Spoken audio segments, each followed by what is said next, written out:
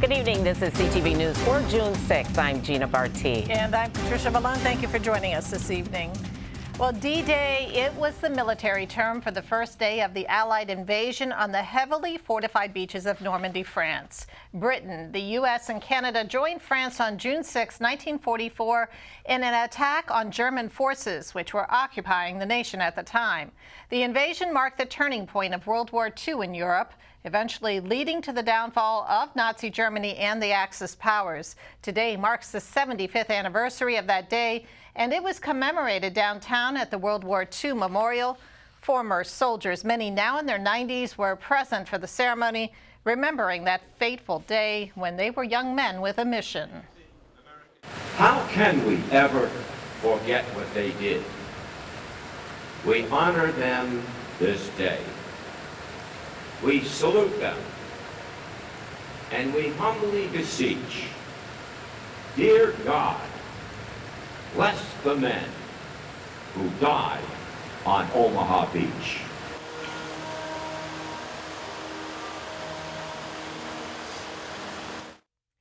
And today's D-Day event was hosted by the Friends of the National World War II Memorial. And as we said, more than 75 years ago, young Americans left home to fight in that great war. For the first time ever, black pilots fought side by side with allies to defeat America's enemies. Here in our studio today to talk more about the historical event is Prince George's Director of Veteran Affairs, Dr. James Dula. Thanks so much for joining us today, Dr. Thank you for having me. It's a pleasure. Yeah. You know, I woke up this morning and being a historian and being a retired Air Force officer, I thought to myself, I said, at 6:30 in the morning on 6 June 1944, young men, 19, 20, 21, were rushing into battle while the shores were being bombarded from sea and massive bombs dropped from the air and all this activity going on, and they were giving their lives for to liberate Western Europe and to liberate France. And today, when we hear many of the greatest American heroes talk, they said that what they remember the most on that day was the noise. The noise must have been devastating. But it was you know, we call it D-Day. And many people don't realize that D-Day really come from World War I. But it was not popularized until D-Day at Normandy on World War II. So many of these were young men at the time. How do we get young people today to really understand the significance? They were the same age, basically. Same age, you know, and I joined the Air Force at 17 years old, and I am a Vietnam vet myself. I joined because I thought it was my duty to join, but at the same time, many of us joined because we had history classes, because we had spoken to many of the World War II veterans who had served in Europe during the World War II. So I think we need to keep telling our story.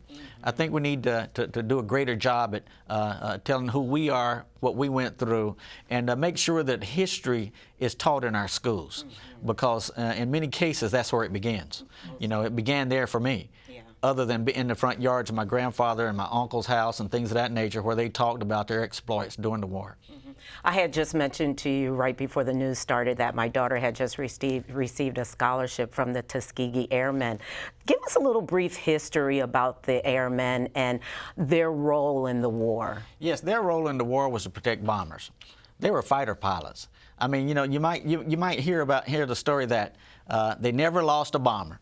Well, you know, that was something during that time, because they were living in a segregated America, where they were segregated from many of the units that they would have been members of had it not been for that segregated time.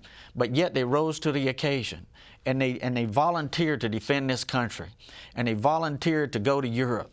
And I might add this too: it wasn't just men. The men were the fighters, but there were women behind the scenes that helped support them in their role. And so you had a group of men and women who said, we are here to defend America. People like Colonel McGee that we spoke about earlier, who was one of the most decorated pilots in all of American military history.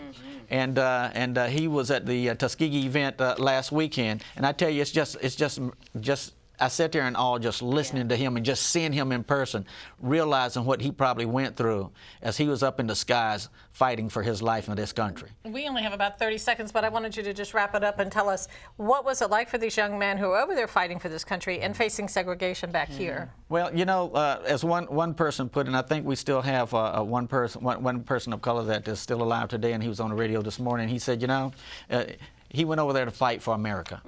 He went over there to fight for the country that he knew. And many of us, when we have to leave home and go to foreign lands to defend our country, we don't think about ourselves. We think about going into the trenches, going into battle, going over to make sure that that we're doing our right part, because we raise our hands and say, I do solemnly swear to support and defend the Constitution of the United States against all enemies. So that is what's first and foremost on our minds, and I'm sure it was on their minds as well. Thank you so much for joining us, Dr. Dillon. Most definitely. Meantime, President Trump was at Normandy American Cemetery in France to honor those who died and participated in D-Day. He praised the heroism of American and Allied service members, saying they are among the very greatest Americans who will ever live.